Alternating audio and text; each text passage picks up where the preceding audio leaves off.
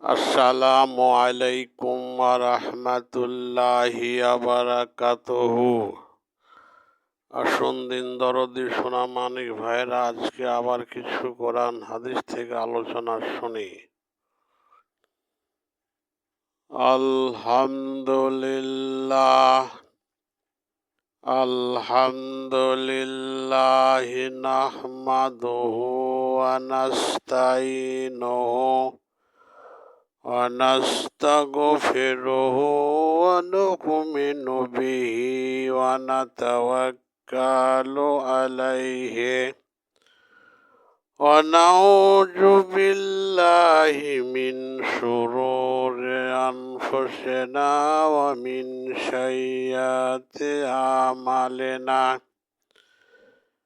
من يهده الله فلا مضل له ومن يضلل الله فلا هادي له. ونشهد أن لا إله إلا الله وحده لا شريك له. ونشهد أن سيدنا وحبيبنا ومولانا محمدا عبده ورسوله الذي أرسله بالحق بشيرا ونذيرا وداعيا إلى الله بإذنه وسراجا منيرا. فقد قال الله في كلامه المجيد وفرقانه الحميد: أعوذ بالله من الشيطان الرجيم.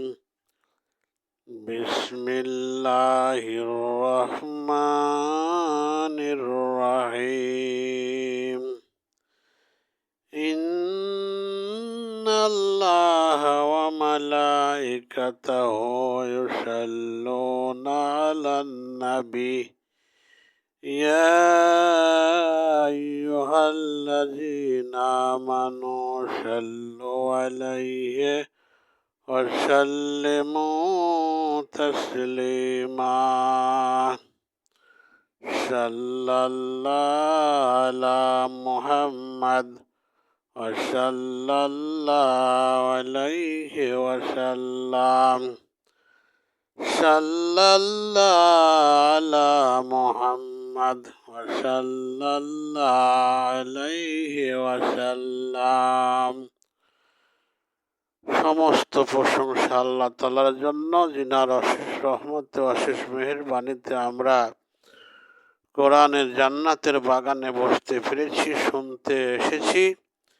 এই জন্য আল্লাহ তাআলা আমাদেরকে শোনার সৌভাগ্য করে দিয়েছেন। সেই জন্য তার কাছে লাখো কোটি শুকরিয়া জ্ঞাপন করি। সকলে বলেন আলহামদুলিল্লাহ। পাশাপাশি বিশ্বনবী মোহাম্মদ মুস্তফা সাল্লাল্লাহু আলাইহি সাল্লামের রওজা পাকের সবটুকুন বর্ষিত হোক। যত তসবিহ তাহলে দরুদ শরীফ পড়েছি সবটুকুন বর্ষিত হোক। সকলে বলেন আল্লাহুম্মা আমিন। এবং তামাম মাটির নিচে যত মুমিন আত্মীয় স্বজন পাড়া প্রতিবেশী শুয়ে আছে তাদের আরোহর সবটুকু বর্ষিত হোক। আবারও বলেন আল্লাহুম্মা আমিন। আমাদের কার মা নাই, বাবা নাই, মাটির অন্ধকারে কী অবস্থায় আছে জানেন? আল্লাহ তাআলা বিপদে থাকলে তাদেরকে ক্ষমা করে দিন, মাফ করে দিন। আল্লাহ রব্বির হামহুমা কামা রব্বায়ানি সাগীরা, রব্বির হামহুমা কামা রব্বায়ানি সাগীরা, রব্বির হামহুমা কামা রব্বায়ানি সাগীরা। আল্লাহ তাআলা তাদের গুনাহ খাতাগুলি মাফ করে দিন। আল্লাহ তাদেরকে সুখে শান্তিতে রাখেন। আল্লাহ তাদের জান্নাতি পোশাক দেন, জান্নাতি খাবার দেন, জান্নাতি বিছানা দিয়ে দেন আল্লাহ তাআলা, এবং তাদের আযাব গজবগুলো সব মাফ করে দেন, দূর করে দেন, এবং তাদের কবরগুলো আল্লাহ তাআলা জান্নাতের বাগিচা বানিয়ে দেন, জান্নাতুল ফুরসাত বানিয়ে দেন, এবং জান্নাতুল ফেরদাউস বানিয়ে দেন। সকলে বলেন আল্লাহুম্মা আমিন। যাই হোক, আল্লাহ তাআলা আমাদেরকে আজকে কোরআন শোনার তৌফিক দান করেছেন। কিছু মাসলা মাসাইল আলোচনা শোনার তৌফিক দান করেছেন। এই জন্য আল্লাহ তাআলাকে আবার শুকরিয়া জ্ঞাপন করি। সকলে বলেন আলহামদুলিল্লাহ। তাই প্রথমে বলবো আমরা ঈমান সম্পর্কে আজ কথা বলবো যে ঈমান আমাদের এমন খাঁটি করতে হবে, মজবুত করতে হবে। ঈমান যদি দুর্বল হয়ে যায় তবে আমাদের কোনো কিছু করে লাভ হবে না।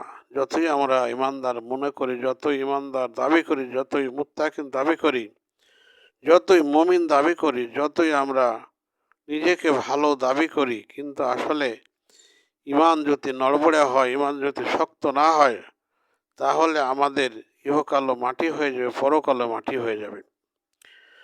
এই জন্য আমরা ঈমানকে এমনভাবে মজবুত করি, এমনভাবে শক্ত করি যেন আমরা নামাজ পড়ে কোনো অন্যায় না করি, নামাজ পড়ে যেন কোনো ভুল না করি, নামাজ পড়ে যেন কোনো কারো গীবত না করি, নামাজ পড়ে যেন কারো জুলুম না করি, নামাজ পড়ে যেন কাউকে না ঠকিয়ে দিই, এবং নামাজ পড়ে যেন এতিমের মাল আত্মসাৎ না করি, এবং নামাজ পড়ে যেন আমরা এতিমকে ঘাড় ধাক্কা না দিই, এবং নামাজ পড়ে আমরা অশ্লীলতা যেন দূর করতে পারি এবং বেঁচে থাকতে পারি। নামাজ পড়ে যেন আমরা যত রকমের সুদ, ঘুষ, মদ, জুয়া ইত্যাদি রয়েছে সব কিছু থেকে যেন বাঁচতে পারি। তবে তো আমরা ঈমানদার মুত্তাকি হতে পারবো। আর নইলে আমাদের মুত্তাকিও হবে না, ঈমানদারও হওয়া যাবে না। আল্লাহর কাছে আমাদের ঈমান, আমান, দোয়াগুলি কবুল হবে না। এই জন্য আমরা আসুন আগে সর্বপ্রথম খুঁটি একেবারে মজবুত করতে হবে, ঈমানের খুঁটি মজবুত করতে হবে। তাহলে আমাদের ইহকাল, পরকাল, সর্বকাল ভালো হয়ে যাবে। আল্লাহ তাআলা আমাদেরকে জান্নাত নসিব করবেন। তাই আল্লাহ তাআলা বলছে হাসরের মাঠে গো, হাসরের মাঠ থরথর থরথর করে কাঁপতে থাকবে। সেখানে কেউ কারো হবে না, কেউ বন্ধু হবে না, কেউ সাথী হবে না, কেউ সাহায্যকারী হবে না, কোনো নেতা পাওয়া যাবে না, কোনো আত্মীয় স্বজন পাওয়া যাবে না, কোনো দিন দরদি পাওয়া যাবে না। এত ভয়ঙ্কর কিয়ামতের মাঠ হইবে, হাসরের মাঠ হইবে গো। নবীরা পর্যন্ত ভয় কাঁপতে থাকবে, ভয় কাঁপতে থাকবে যে আমার কি হবে, আমার কি হবে, আমার কি হবে। এবং নাফসি আনাফসি সকল মানুষগুলির মুখ দিয়ে বের হবে, ইয়া নাফসি ইয়া নাফসি। আল্লাহকে বলবে, আল্লাহ তাআলা গো, আপন আপন সব ব্যস্ত হয়ে যাবে। আল্লাহ তাআলা আমার কি হবে, আল্লাহ তাআলা আমাকে বাঁচাও বাঁচাও বাঁচাও। এমনি ভাবে তারা ভয়ে কম্পিত হয়ে যাইবে। এমন ভয়ঙ্কর মাঠ হইবে গো, এমনই ভয়ঙ্কর দৃশ্য হইবে। জাহান্নাম ধেয়ে ধেয়ে আসবে, তেড়ে তেড়ে আসবে, তেড়ে তেড়ে আসবে। এবং যার ঈমান ভালো গো, যার খাঁটি ঈমানদার, যারা খাঁটি ঈমানদার ব্যক্তি,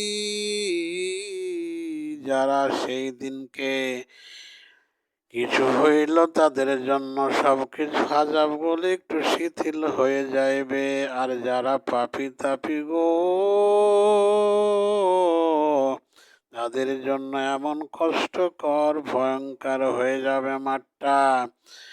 আধা তো পরে সূর্য থাকবে, মাথার আধা তো পরে সূর্য থাকবে, এবং মাটিগুলা তামা হয়ে যাবে, তেতে তেতে তামা হয়ে যাবে, মানুষ পা রাখতে পারবে না, সূর্যের গরমে অতিষ্ঠ হয়ে যাবে গো। এবং তারা শুধু এনাফসি এনাফসি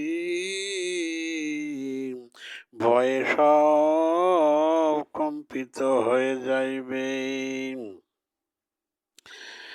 এবং মানুষ এত বিপদে পড়ে যাবে, এত অস্থিরতায় পড়ে যাবে, এত পেরেশানিতে পড়ে যাবে এবং কোনো উপায় থাকবে না, কাউকে বাঁচার জন্য কোনো সাহায্য সহযোগিতা পাইবে না গো। মানুষ কাঁদতে কাঁদতে হয়রান হয়ে যাবে গো। পিপাসা লেগে জিহ্বাটা বের হয়ে নাভির কাছে চলে যাইবে গো। আমার দিন দরদি ভাইয়েরা ও আমার সোনামানিক ভাইয়েরা ও আল্লাহর বান্দারা, নবীর উম্মতেরা, তাই আমরা সেই ভয়ঙ্কর দৃশ্য থেকে, ভয়ঙ্কর মাঠ থেকে, ভয়ঙ্কর সেই আযাব থেকে আমরা যেন বাঁচতে পারি গো। তাই আমরা ইমানকে শক্ত করব, ইমানকে মজবুত করব, ইমানকে মজবুত করব।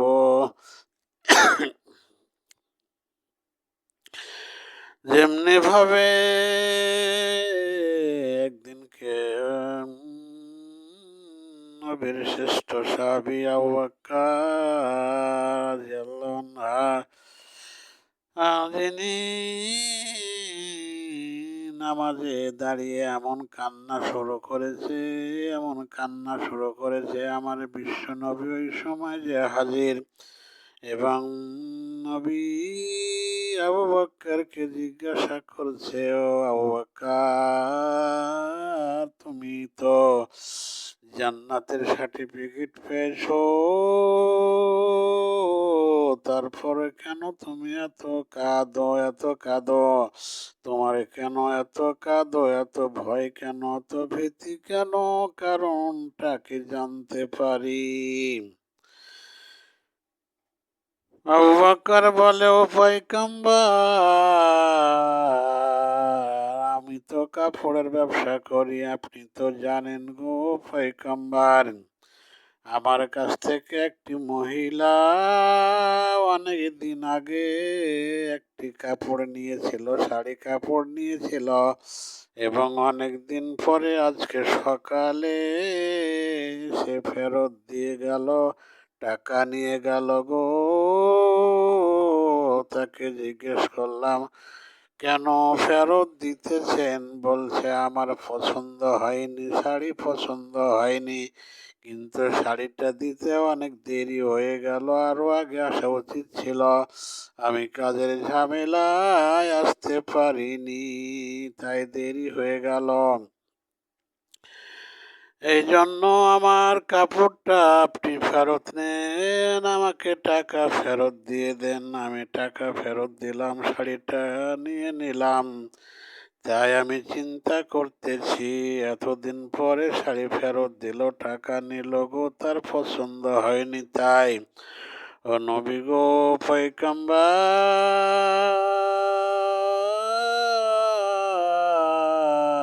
তাই আমি চিন্তা করছি, ভাবনা করছি, টেনশন করতেছি, আল্লাহ যদি আমাকে বলে, ও আবু বকর, আমার তোমার ইবাদতগুলি পছন্দ হয়নি, তোমার আমলগুলি পছন্দ হয়নি, তোমার জিকির আজকার পছন্দ হয়নি, তোমার নামাজ খানা পছন্দ হয়নি, তোমার যাবতীয় কাজগুলি আমার পছন্দ হয়নি, পছন্দ হয়নি, তাই তুমি হচ্ছে জানমাল নিয়ে নাও এবং তুমি জাহান্নামে চলে যাও, জাহান্নামে চলে যাও।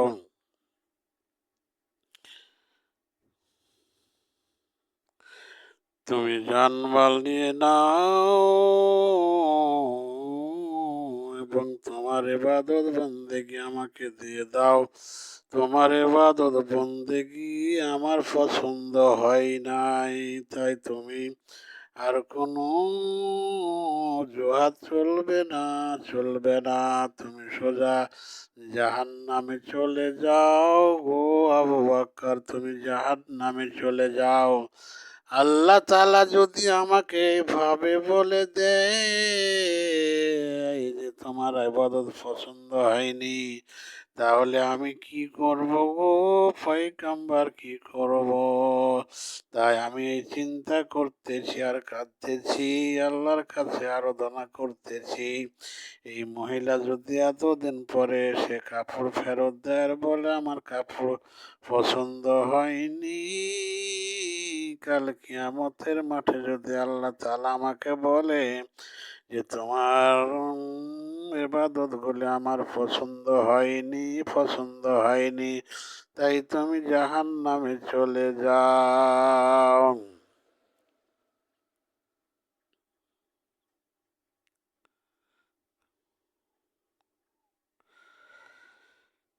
তাই আমি কাঁদতেছি, তাই কাঁদতেছি, তাই আমার দিন দরদি সোনামানিক ভাইরা, তারা নবীর আমার মোহাম্মদ রাসূলুল্লাহ সাল্লাল্লাহু আলাইহি সাল্লামের শ্রেষ্ঠ সাহাবী ছিল, প্রিয় সাহাবী ছিল গো। তারপরে যদি তারা কাঁদে, তারপরে যদি তারা টেনশন করে, তাহলে আমাদের সাধারণ মানুষের কি করা উচিত? কিভাবে কাঁদা উচিত? কিভাবে আল্লাহকে ডাকা উচিত? কিভাবে জিকির আজকার করা উচিত? কিভাবে আল্লাহকে রাজি খুশি করা উচিত? তাই আমরা এখনো সময় রয়েছে, আমরা সকলে ভালো হয়ে যাই এবং সকলে আল্লাহর কাজ করি, আল্লাহর ইবাদত বন্দেগী করি এবং বেশি বেশি করে কাঁদি এবং বেশি বেশি করে ইবাদত বন্দেগী করি এবং আল্লাহ তাআলাকে বেশি বেশি ডাকতে থাকি গো। এবং পাশাপাশি আমাদের ছেলে মেয়েকে আমরা মানুষের মতো মানুষ করি, শিক্ষা দীক্ষা দিয়ে উপদেশ দিয়ে তাদেরকে বুঝিয়ে সুঝিয়ে যেন আমরা মানুষের মতো মানুষ করতে পারি। আমরা যেন সেই সন্তানের ভালো সন্তানের বাবা হইতে পারি, ভালো সন্তানের মা হইতে পারি গো, হইতে পারি। এবং আল্লাহ তাআলা বলছে ও ইবাদত বন্দেগী তোমরা সঠিক করে করো, সহি করে করো, নইলে তোমরা জাহান্নামী হয়ে যাইবা। তাই আমরা নামাজ পড়ার পরও মাকে দেখি না, বাবাকে দেখি না, আত্মীয় স্বজনের পাশে দাঁড়াই না, ভাই বক্করের পাশে দাঁড়াই না, ভাই বোনের পাশে দাঁড়াই না এবং তাদেরকে গরিবে হেয় প্রতিপন্ন করি গো। তাদেরকে ছোট ভাবি, খাটো ভাবি, তাদেরকে অন্য চোখে, খারাপ চোখে দেখি। তাই আল্লাহ তাআলা বলছে ও মানুষ বান্দারা, তোমরা পুরাপুরি ইমানদার হয়ে যাও, মুত্তাকি হয়ে যাও। এই মা বাবা ছেলে মেয়ের জন্য রাতের অন্ধকারে উঠে উঠে তাহাজ্জুদের নামাজ পড়ে এবং আল্লাহর কাছে দোয়া করে, হাতখানা তুলে দোয়া করে, মোনাজাত করে গো আল্লাহ তাআলা আমার ছেলেকে পাস করাই দেন, ভালো রেজাল্ট করাই দেন, ভালো চাকরি মিলাই দেন, বড় অফিসার বানাই দেন, এইভাবে বড় আলেম বানাই দেন, বড় ডাক্তার বানাই দেন, বড় ইঞ্জিনিয়ার বানাই দেন। এমনি ভাবে আল্লাহর কাছে আরাধনা করে, আল্লাহর কাছে ডাকে, আল্লাহকে বলে, আল্লাহর কাছে চায়, আল্লাহর কাছে চায়। এমনি ভাবে আল্লাহর কাছে কাঁদাকাটি করে মানুষ রে। ও ছেলে মেয়ের জন্য বাবা মা কত পেরেশান হয়ে যায়, কত দুঃখ করে, কত কান্নাকাটি করে, কত আল্লাহর কাছে চাইতে থাকে, দরখাস্ত করতে থাকে এবং আল্লাহ তাআলাকে বলে, আল্লাহ তাআলা তুমি আমার ছেলে মেয়েকে যোগ্যতা সম্পন্ন করে দাও, ভালো চাকরি মিলিয়ে দাও, ভালো অফিসার বানাই দাও এবং তারা যেন সুখে শান্তিতে থাকে। আল্লাহ তাআলা আমাদের মতো যেন দুঃখে কষ্টে না থাকে। এমনিভাবে তারা দোয়া করে, কিন্তু সেই দোয়ার বরকতে, সেই দোয়ার মারফতে আল্লাহ তাআলা সেই ছেলে মেয়েকে বড় করে দেয়, অফিসার বানায় দেয়, টাকাওয়ালা করে দেয়। কিন্তু তারা বড় হয়ে যে নাবালকের মতন ব্যবহার করে গো, মূর্খর মতন ব্যবহার করে, পশুর মতো ব্যবহার করে, সে বাবা মাকে আর দেখতে পায় না, পারে না, খেতে দেয় না, পড়তে দেয় না, তাদের সাথে ভালো আচরণ করে না, ভালো ব্যবহার করে না। কিন্তু আল্লাহ রসুল বলল, বাবা মায়ের দিকে যে রহমতের দৃষ্টি দিয়ে একবার তাকাইবে, একটি কবুল হজের সব পাইবে। বলেন সুবহানাল্লাহ, সুবহানাল্লাহ। যে ছেলে মেয়ে বাবা মায়ের দিকে রহমতের দৃষ্টি দিয়ে তাকাবে, আল্লাহ রসুল বলল, সে একটি কবুল হজের সমান সওয়াব পেয়ে যাবে। সুবহানাল্লাহ বলেন। আল্লাহ তাআলা আমাদের সকলকে একেবারে মানুষের মতো মানুষ বানিয়ে দেন এবং আমাদের ইমানদার বানিয়ে দেন, আমাদের দিনদার মুত্তাকি বানিয়ে দেন। আমরা যেন আল্লাহর নবীর আচরণে চলতে পারি, আদর্শ নিয়ে চলতে পারি, সুন্নাহ নিয়ে চলতে পারি, সেই তৌফিক আল্লাহ তাআলা আমাদের সকলকে দান করুন। সকল বলেন আল্লাহুম্মা আমিন।